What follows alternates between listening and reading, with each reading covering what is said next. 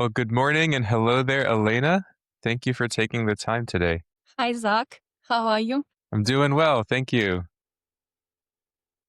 Thank you so much for taking the time.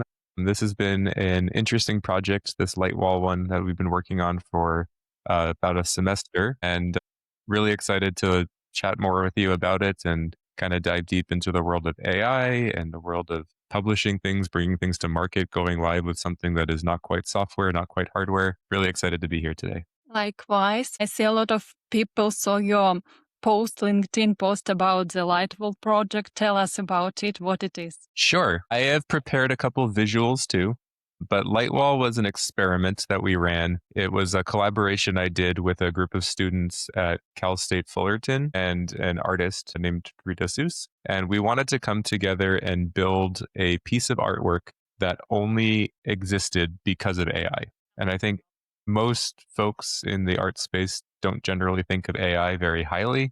They usually think of it as a way to cheapen or to make mass produce copies of things. And what we wanted to do was to leverage AI, but do it in a different way. So it is a huge piece, and we had to rent a truck to get it into the gallery. And the idea is to be able to have this intricate handcrafted artwork. And if you take a step back and look at it, it is interactive. So there are white lights, as you can see, around the perimeter of this frame. And there's this delicate handcrafted paper that Rita cut out of one continuous sheet. And the motors and the lights actually respond to the visitor using AI technology. So it has a sensor inside. It can see you when you walk up. It has speakers built in. It can talk to you. And there's a microphone hidden inside the frame. All of the technology is completely contained inside the frame. It's not connected to the internet. There are no privacy concerns about it spying on you because it's not connected to the internet. And the idea is that when you walk up to it, you can have this interaction with sort of beams of light, which is an interaction that I think most people haven't had a chance to have before. And I think one of the really cool parts is when we were building it, there really was still that handcrafted artwork that you would see, where it wasn't really just AI coming in and making things look quicker or faster or cheaper, but it took about 40 hours to cut out that piece of paper. You can see it looks great in the dark as well. Installing it, this was a time lapse from install day. You can see all of the electronics are hidden around the frame. So just like when you're talking to a person, that person is physically in front of you. Same with Lightwall. When you're talking to it, it is physically in front of you, and all of the interaction that you're having is powered by the hardware that's sitting there in the frame. So I have more pieces I can show, but I'll pause there. Wow, you're an engineer. Why you decided to work with an artist? Why you decided to work with students? Why not just put some code on your website and that's all? Why create this massive project? It certainly would have been easier, that's for sure. And for a lot of the work that I do in a given day, that is what I do. So I don't see it as an either or. I think some of the new areas that we're able to push with the Lightwall project specifically is it allowed us to explore on a frontier that's not very well defined. And I feel like a lot of projects that I get at work, and I think like most people get at work, they're really cut and dried. Right? There's a goal that's being set by the business. There's a timeline to get there. Here's the team. Here's the budget. And what we wanted to do with Lightwall was have less of one concrete outcome we were trying to get and more exploring this frontier around if we wanted to make AI good enough to exist in an art gallery and not get booed out the door on the first day, what would that look like? And then that allowed us to explore all these different capabilities. And one of the areas we focused on was taking the AI and putting it actually physically in the frame and pushing the limits around AI, meaning cloud compute, and actually putting it all the way down and say, hey, if we constrained ourselves and said the AI can't talk to the cloud, what is the art of the possible? And that's had a lot of benefits to our company even. We have certain workflows now that we have moved onto these end devices, these Macs that are running, that we learned from Lightwall, and it's actually saving us tens of thousands of dollars a year now by running these types of workloads on those Macs as opposed to in the cloud. So it's still benefiting the company. We just sort of took maybe a circuitous indirect route where we had to explore it to understand what was possible. That was Lightwall. Then once it launched and we saw what worked, we were able to kind of take bits and pieces of it and bring it in some interesting directions. And most people interact right now with AI by staring at screen. and Lightwall is physical. So it moves, it uses slides. What do you think about the future of AI? I think one of the really interesting parts about AI is that it's incredibly adaptable. It works great on screens. It works great when you want to talk to it in voice assistants. And if you have robotic vacuums, it works great mapping out the world around it. So I believe that we're on the cusp of AI permeating more into the physical world. And I think that's a good thing, all things considered. There are a lot of problems that we run into in the physical world, a lot of work that is not particularly easy on the body to do, and a lot of tedium that happens because something needs to be done every single day repetitively. So I think we're sort of at the cusp of all these new capabilities becoming possible. And I think one of the most exciting things about it as an engineer and an inventor is that the implications for the technology are not completely sorted yet. So that means if you have an idea, you can explore, and everyone's kind of grappling with what does it mean? What does it do well? And there are really two options. You can sit on the sidelines and watch other people figure it out, or we can get involved and do projects like Lightwall and kind of explore that art of the possible and then take back a better understanding around how these things work to our day-to-day jobs. And I think that's what's pretty exciting is just the space is changing so quickly that every couple of months it seems like there's some new capability. And if you can roll up your sleeves, get your hands dirty and try things out, then it really does become, I think, helpful to bring that knowledge back to your day-to-day work. Do you think will we see more AI in our real world? I would certainly hope so. Now, I think one of the feedback points that I heard about Lightwall was the dwell time is a lot longer. I'm not super proficient in all the metrics that art museums track, but I guess one of the metrics is called dwell time, where you look at the time that somebody spends standing in front of a piece before they move on to the next one. And I thought that was really encouraging because most people think of technology as a way to get through life faster, taking out delays. I mean, if you look at how fast Amazon will ship you something right now, like it used to be 4 to 6 weeks when they launched. Now we complain if same day delivery is not available. But the whole internet, the whole premise of technology, right, is eliminate delays, move faster, get through things, get through your pile of work quicker. And I think one of the interesting things about Lightwall is it's encouraging the opposite. It's encouraging contemplation. It's encouraging interaction. And I've noticed when people walk up to it, they don't just take a cursory look and walk by. They walk up and the lights light up and they greet the person. They get a little confused. They look around at it. I saw somebody take out their phone and put it to like zoom mode to look at the little intricate details on how the motors were put together, how the prisms were put together. And I think that's sort of encouraging people to slow down, to interact, to look at the environment around you. And these are not typical things that are associated with AI, but if you use it correctly, it can be. And that's what I think is really exciting about this is it shows that these sorts of outcomes are possible and that you don't have to take the assumption that AI is only useful as a tool to accelerate workflows and get more work done, but you can actually use it to create other outcomes that can be more beneficial to social situations, which I thought was kind of interesting. Yes, and you told that Lightwall doesn't use cloud at all, but everyone I know is moving into cloud. What do you think about this and why? It's a great question. Cloud is powerful. I love the cloud. Lots of great use cases for it. And I feel like the cloud is not going to go away anytime soon. It's going to continue to grow. As more and more work gets digitized, AI goes into new spaces, we'll see more and more cloud. At the same time, though, the cloud does have some limitations. And I don't see it as necessarily competitive or zero sum. Like if you do work on the edge, then you can't do it in the cloud. The way I see it is there are a lot of use cases that are out there in the world that are not being done today. If you look at the software that's being built, by nature, we are creating new things and we are adding features, adding functionality to do things that can't be done today. And the thing about the cloud is it's really easy to get started, really easy to scale out. It can be very expensive and it can be difficult to get capacity when everybody else is competing for those same resources. So in my view, there are a lot of workflows that it's not, do I run it on the edge or do I run it on the cloud? It's really, do I run it on the edge or do I not do it at all? But the alternative isn't to put it in the cloud. It may be too cost prohibitive. It may be has really tight timing requirements and you can't afford to upload something to a remote server.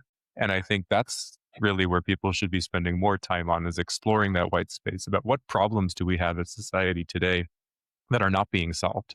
And if we were to solve it, what's the right tool to do it? And I think it's really exciting to have all of these new edge cases or these new scenarios that are coming up where you actually can use a Mac Mini sitting in a server closet or AI running physically in a robot or something along those lines. Because 2, 3 years ago, that wasn't even possible. And now that it is, we can look at problems that we're able to solve now that weren't able to be solved otherwise. And you are running this complex AI on a simple Mac Mini.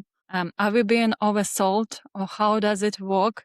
Can an average person do this? Sure, there are a lot of tools that are out there today. And I would say it's still kind of esoteric.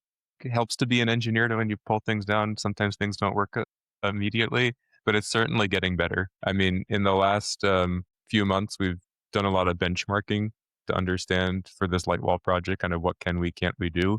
We were able to do speech transcription. So having AI listen to audio coming off a microphone and convert it to text. We were able to run open weight large language models. So if you think about like ChatGPT style chat interface, you can do lighter weight versions of that on the Mac. There's speech synthesis where the AI can actually generate and talk back. A lot of other applications as well, but it seems like it's a really active space and lots of interesting tools that are coming out there. Image generation is also a common use case where if you want to use AI to generate images, that's also something that you can run locally on your device, and you don't have to go get a cloud subscription. There's a tool called Diffusion B if folks are interested. It's a free app you can download, and it'll use the graphics processor on your Mac and actually generate using open weight models to generate images on your machine. Looks sort of like you're using Gemini or ChatGPT, but if you look at your system stats, you can see your GPU usage goes up to 100%. You can hear the fan go on,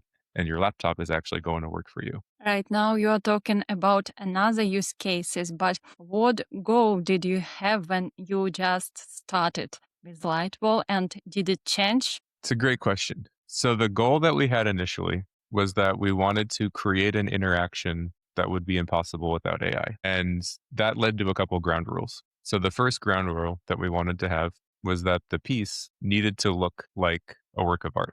So that means that if it wasn't plugged in, if there was no AI, it needed to still look like it belonged in an art museum. So that led to ground rule number 1, which was no visible electronics. So when you walk up to it, it doesn't look like a science fair experiment. All the AI is there, but it's hidden. It's behind the scenes and it's making the piece actually interact with you. And because it's such a novel interaction design, people have been walking up to framed artwork on walls for quite some time. As far as I know, the frames don't generally talk to the visitor. So because we were sort of breaking the mold about what people expected a frame to do, we wanted to address any privacy concerns head on.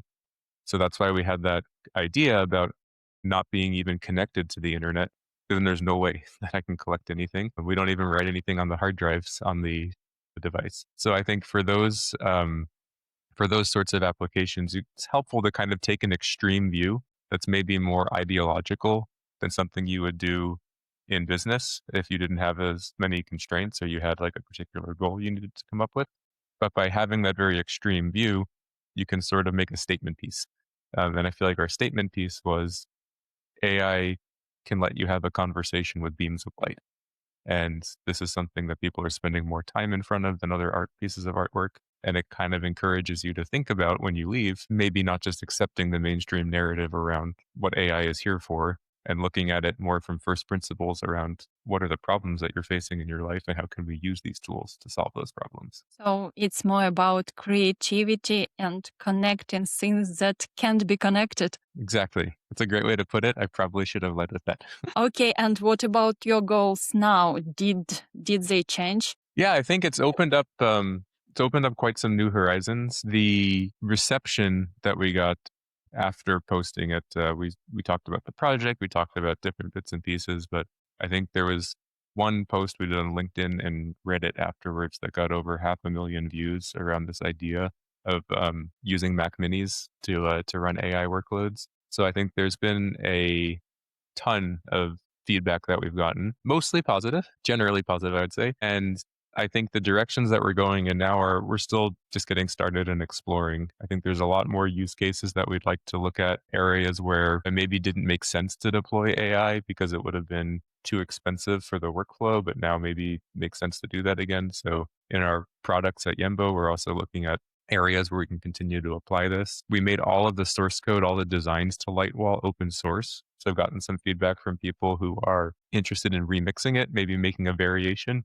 It's only on display for, I believe, 2 more months. Then in April, it moves on, and we're still kind of sorting out where the next place for it to go is. And I would love it if every time it moved museums, it changed a little bit. Something got updated, something got tweaked. And just like people go through the world and they're not exactly the same one year to the next, the artwork could also kind of learn and represent itself quite a bit differently. So I think lots of different directions we could still go in, but I feel like part of this whole experiment is including the visitor and the audience in that conversation. So it's not just like me having an idea and stamping it out. It's more of the light wall starting the conversation. And then depending on how the audience responds, that's how you kind of figure out the next steps to go. And you told that you implemented this technology in your own company. What your company does and how did you implement it? Sure. So we used one tiny little piece of it, to be clear. Again, the goal wasn't to do work. That sort of became a side effect when we realized what we were sitting on. But we have, so Lightwall can hear you. It has a microphone. It listens to the speech, and then the AI needs to respond back based on what it heard. So it's helpful to turn that speech into text. And that workflow is called transcription, turning speech into text. And if you use Zoom or Fathom Note Taker or these other tools, I think it's becoming more common now. But when we realized the power that these Macs had to do that transcription and do it really well, like a single Mac can handle about 15 concurrent conversations on just like consumer hardware. And we have customers all over the world, and some have different compliance obligations. So we're able to move a significant, I'd say, portion of the work onto Macs, but not 100%. And then we're able to maintain resiliency. So if the server closet goes out, and we still have automatic failover into the cloud. So again, like I said before, I'm not anti-cloud, but I just feel like when you are able to do really powerful compute in these Macs outside of the cloud, it opens up use cases where the alternative may have been to do nothing. So it's one tiny little use case that we're doing now in terms of that speech transcription, but I feel like it's sort of gotten us over that hump. But now that we are familiar with the infrastructure, we're familiar with the tools, and folks on my team are having a bunch of different ideas, and I can't tell you exactly what we'll do next, but certainly an active area of discussion. Is this cost effective? Yeah, I mean, if you just do some back of the envelope math, most transcription services charge you per minute of transcription. Bunch of different commercial tools out there, but if you want to call it about a penny a minute, is like not completely outrageous. So I think some will be more, some will be less. But the thing is with that is you're essentially renting. Is every single month you kind of add up that cost and you keep on having to pay month over month over month.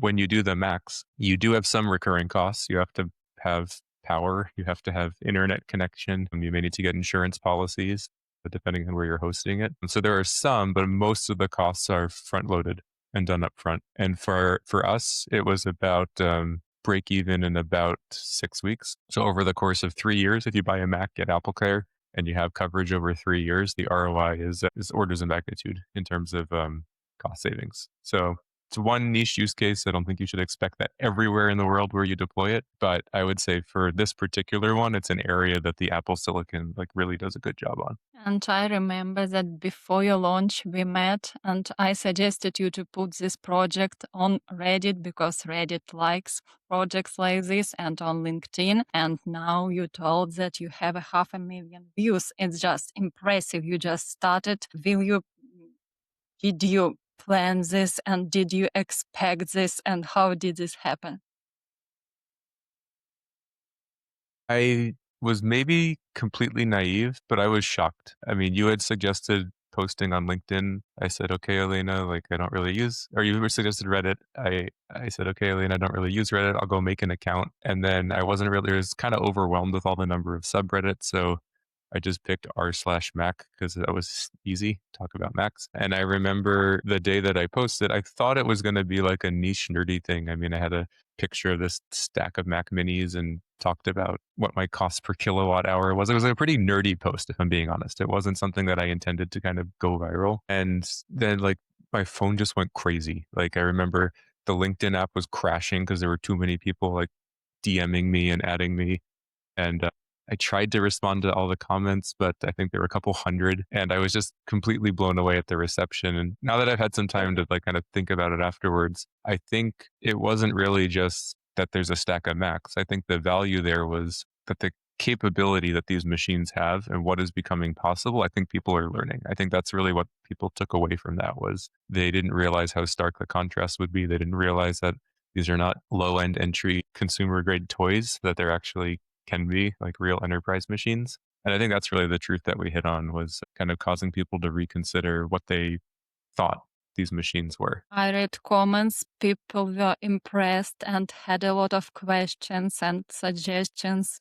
So, like, wow, it was a great launch. Unexpected, even unexpected for me and for you. Yeah, Okay, and 100%. Yeah. And I think that's honestly part of the fun part of these creative projects is feel like you have an idea of the general direction you want to go, but you really can't predict the specifics. And it's kind of fun when you open the door, you make that first move, and then you see how folks respond. I feel like I've gotten better at predicting, but I don't think you ever get perfect at predicting. did they give you useful feedback or direction? Yeah, I think a lot of different areas. I think in terms of rigor, it was very good. And I thought I did a pretty good job before I posted it. I called their ISO 27001 and SOC 2 auditor. I said, "Hey, I want to move some workloads out of the cloud onto these Macs. Here's how I'm planning on staying compliant with all the controls." And then we had a conversation around that. And like I thought I did my homework. And then just people have lots of knowledge in very specific areas. Remember, there were a lot of conversations around power consumption and looking at maps and depending on where you are and the time of day, how the cost of electricity can change. So, how do you model out those costs? Had a lot of questions around resilience and what happens if there is a power outage and how do you automatically fail over to either another cluster somewhere else or the cloud so that the customer doesn't have an outage if a certain geography has a thunderstorm or something. So, I'd say a lot of really good directions that we could go in. And I'm still trying to wrap my head around what exactly I need to do next. Thinking about maybe publishing some how to's to make it easier for someone, maybe even doing like a manual book kind of thing. If someone's interested in actually like going to the Apple store and then ending up with a similar setup, what do you need to do? So TBD, it's kind of a creative process, but I feel like it feels good to kind of be part of the conversation and like figuring it out with this whole community of people that are interested and motivated to help out. Did this project open for you different directions you didn't think about when you just started? I think lots of different directions. I've gotten like I mentioned before, more DMs than I know what to do with. I'm trying to get back to you, but if you're listening and I haven't messaged you back yet, just give me a couple of weeks. I'm working on it. Still trying to get through to everybody. I think a lot of different directions to collaborate in, a lot of different projects that we could take on. And I was just also interested to hear about how many other people have been working on similar things. I mean, it's pretty easy to convince yourself that you're the only person doing something when you just come into your office, do your same thing each day. And I've just been really encouraged. People all over the world have been reaching out with similar projects, similar ideas, other directions that they want to take it in. And it's all across the board. High schoolers, college kids, people in industry, researchers. I thought that's just really kind of incredible. That it feels like a little bit like a cheat if I get to come into work and work on something that's so interesting that honestly I'd probably play with anyway if it wasn't something I had to do for work. And just being able to collaborate with this whole community across the world where people are really interested in seeing the technology grow. I think that's just really kind of encouraging. So you are thinking about a lot of future projects, different projects. A lot of future projects, yeah, but I gotta probably end up only picking one because there are only so many hours in a day, and we'll see where that one goes. And I know we spoke a lot about the artwork. I actually did prepare a quick, like 30-second video. I can try to switch over because I'm sure folks are probably curious to see the whole thing in action. If you are local to San Diego, this is live at the California Center for the Arts Museum here in Escondido up until mid-April. But let me switch over and show you if you're not able to swing by. We got a quick video that kind of shows it all coming together. The artwork, the AI. I like to make it a little bit less abstract. So let me switch over and I can show you a quick demo. That was the installation day. So let me start this. And the audio is not playing.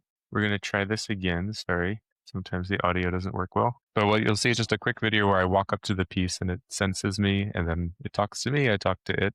But all this LinkedIn Live stuff, it looks like the audio is not working well.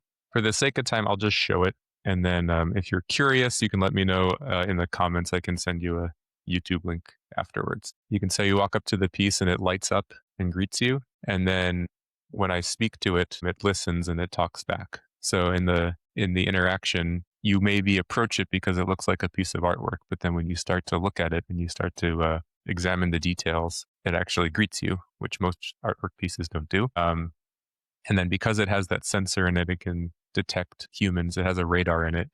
When you walk away, it can realize that you've left and it says goodbye, which is something that I thought was kind of fun when we put it together. So that's kind of how it looks. And as you can see, there's not visible electronics in there. There's not like exposed circuit boards or anything like that.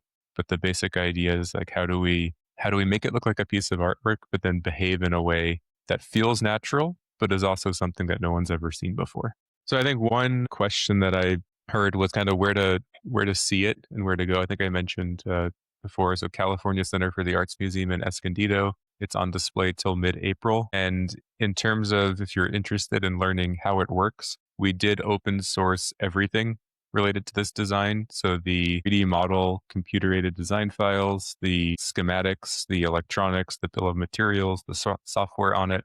So if you're interested in remixing or even just perusing, understanding what we did and why we did it, that's all on the project website. If you go to the artist website, emit-light.com/lightwall, all one word, you can go and see all of the details around what we built. And if you're interested in taking a component of it, maybe remixing the artwork or using it for a project you're working on, wanted to not just show it, but also kind of give away how it works so that it's something that people can pick and choose and leverage and use in their projects. Okay.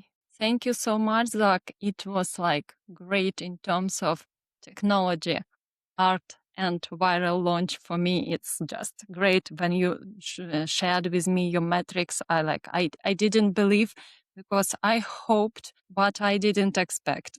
Thank you so much, Elena. This was a fun project and I appreciate you taking the time.